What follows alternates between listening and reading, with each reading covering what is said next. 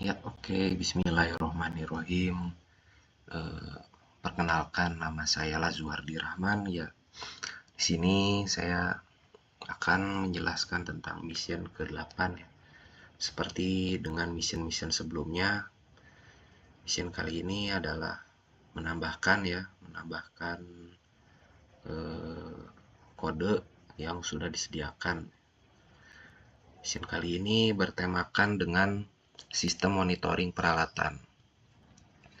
Sistem ini memantau status suhu atau kelembaban fasilitas manufaktur yang dioperasikan di pabrik secara real-time dan menyimpan serta mengelola riwayat status. Nah, setiap fasilitas ini harus menjaga suhu dan kelembaban yang sesuai.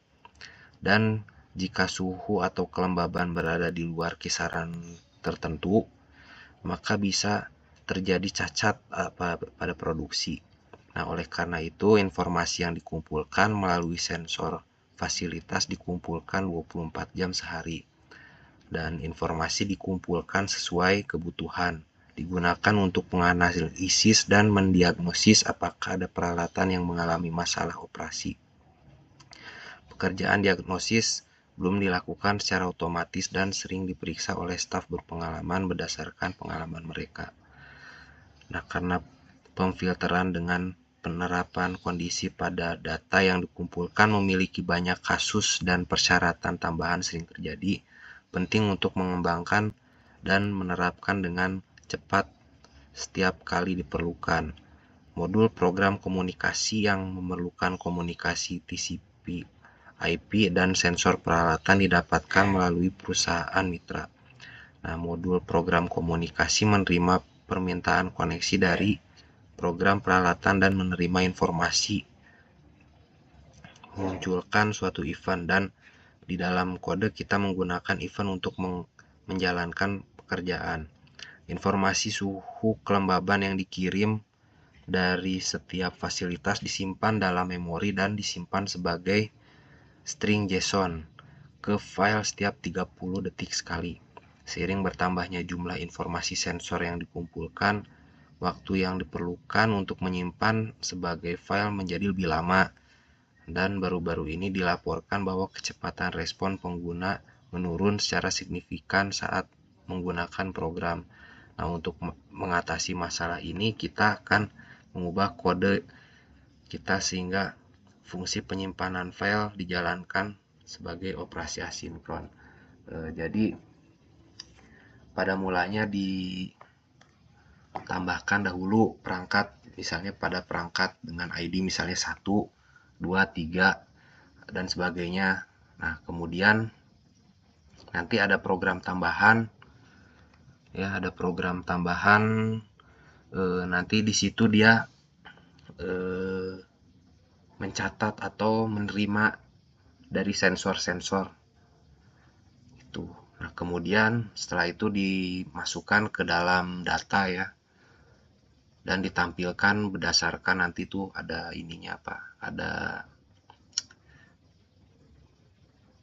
berdasarkan tampilannya berdasarkan suhu ya di search gitu.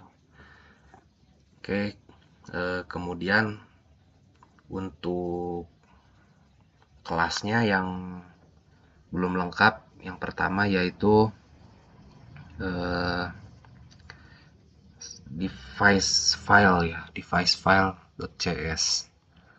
Nah, di device file.cs ini dia berfungsi untuk mengembalikan objek list yang berisi device dari file dan menyimpan objek list sebagai file. Itu. Kemudian apa aja yang telah diselesaikan yaitu load ya, list device load. Nah, metode ini membaca string JSON yang disimpan dalam file device text ya di sini di folder yang sama. Nah, kemudian dia mengembalikan string ke objek list device menggunakan metode class JSON convert. Nah, jika hasil yang dikembalikan bukan null, list dikembalikan. Jika null, objek list device kosong dibuat dan dikembalikan. Nah, kemudian yang harus diselesaikan lagi yaitu metode public void save. Nah, dia mengkonversi list yang diterima sebagai parameter menjadi string JSON menggunakan metode class JSON convert. Kemudian menuliskan string ke file device.txt. Kemudian ada task ya.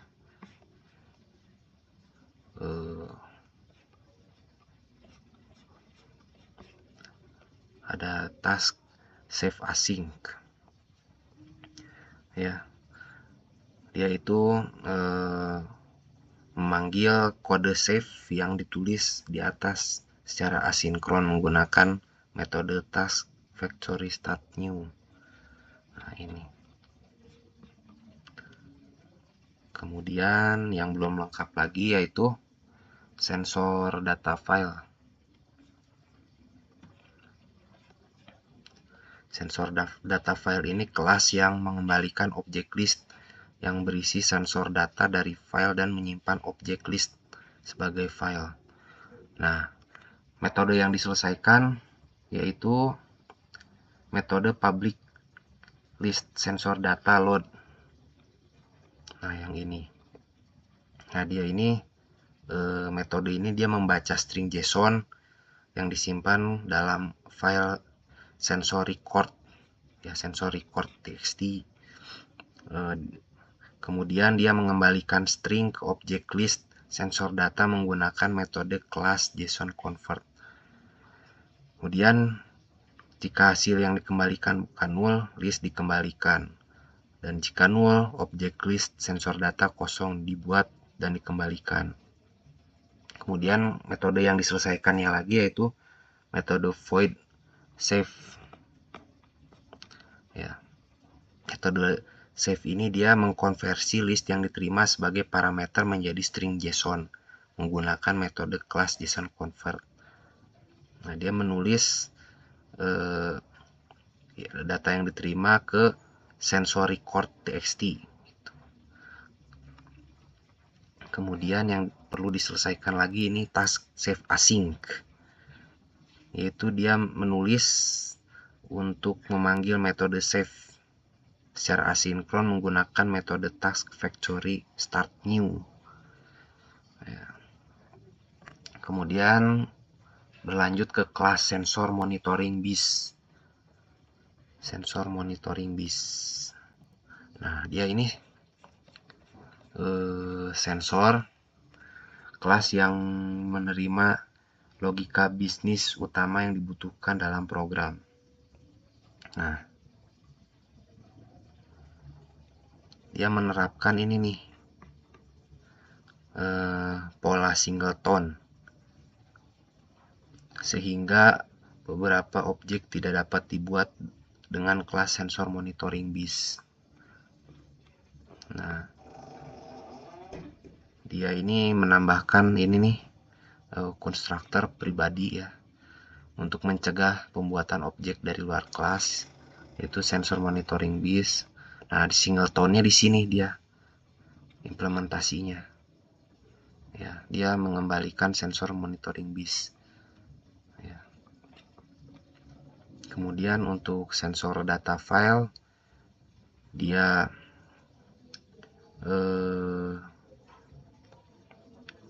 mengcopy ya atau menyalin data source yang diterima ke parameter variabel anggota sensor data file. Nah, kemudian dia melengkapi metode void set device file. Nah, ini. Nah, dia mengcopy ya atau menyalin data source yang diterima sebagai parameter ke variabel anggota device file. Kemudian menambahkan load data ya. Load data. Nah, dia load data ini jika variabel anggota sensor data file bukan null, maka metode sensor data file load dipanggil untuk mendapatkan objek list dari file dan hasilnya disimpan di sensor data list. Nah, kemudian jika variabel anggota device file dia bukan null, maka metode device file load dipanggil untuk mendapatkan objek list dari file dan hasilnya disimpan di device list. Kemudian dia memanggil metode put to device map ya, untuk mengubah list menjadi dictionary dan menyimpannya dalam variabel anggota device map. Kemudian menambahkan metode private dictionary device ya, put device map. Dia ditambahkan var device map ini ditambahkan ini kemudian menggunakan loop for each untuk memasukkan device di parameter device list ke dalam device map tuh. Kemudian dia mengembalikan device map. Kemudian menambahkan lagi get sensor data ya. Dia menambahkan variabel list new list sensor data. Nah, kemudian dia menggunakan loop for each ya, metode yang ditunjuk oleh filter variabel delegasi yang diterima sebagai parameter dipanggil dan hanya jika menghasilkan true, metode tersebut dimasukkan dalam list yang dibuat di atas. Kemudian dia mengembalikan atau mereturn sensor data list. Kemudian menambahkan metode add device ya. Add device ini dia mereturn sensor data list ya. Kemudian dia add device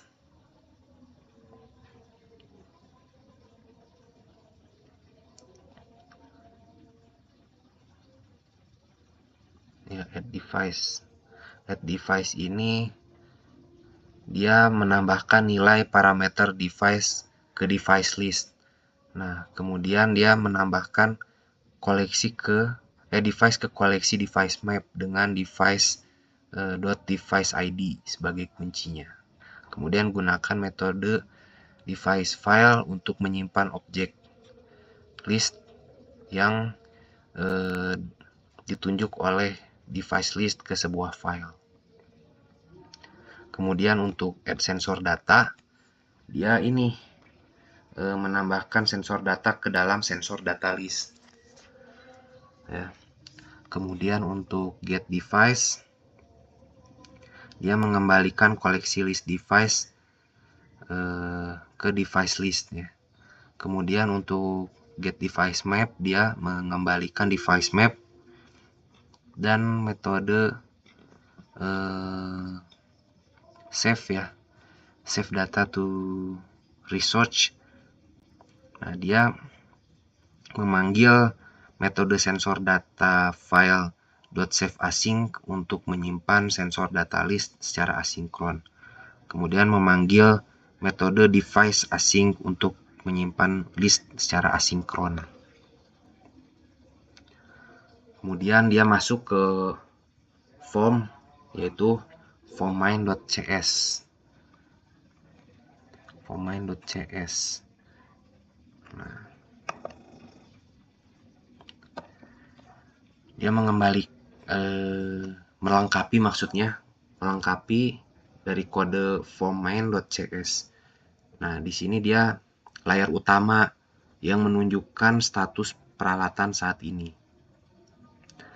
Nah, yang perlu diselesaikan adalah ini metode void processor sensor data. Nah, proses sensor data. Nah, dia ini memeriksa apakah device yang sesuai dengan device ID dari objek sensor data yang dikirimkan ada di objek map. Nah, kemudian jika ada, maka akan mencari nih objek device dan memperbarui nilai suhu dan kelembaban saat ini dengan nilai yang dikirim dari peralatan. Kemudian dia menambahkan data transmisi perangkat ke list dengan memanggil metode add sensor data objek sensor monitoring bus. Nah, kemudian dia refresh ya untuk memperbarui suhu atau kelembaban saat ini. Nah, ini metode refresh grid ya.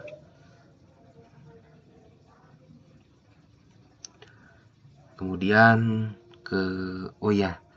ini tampilan mainnya ya. Tampilan mainnya. Nah, di sini dia menampilkan aja gitu, menampilkan ID sensor, suhu udara dan kelembaban. Itu dari perangkat gitu. Kemudian masuk lagi ke form, yaitu form sensor data list. Ya. Form sensor data list. Nah, dia ini melengkapi metode void button show inside temperature range. Nah, di sini dia menggunakan ekspresi lambda untuk menulis kode agar hanya menampilkan riwayat dengan suhu antara num from temp.value dan num to temp.value. Nah, ini ekspresi lambdanya ya. Nah, kemudian ada lagi nih yang perlu diselesaikan, yaitu metode private void button show outside temperate at temp range ya. Nah, dia ini menggunakan ekspresi lambda untuk menulis kode agar hanya menampilkan riwayat yang suhu di luar num from temp.value dan num to temp.value. Kemudian untuk melengkapi button show inside humidity range, klik ya. Dia ini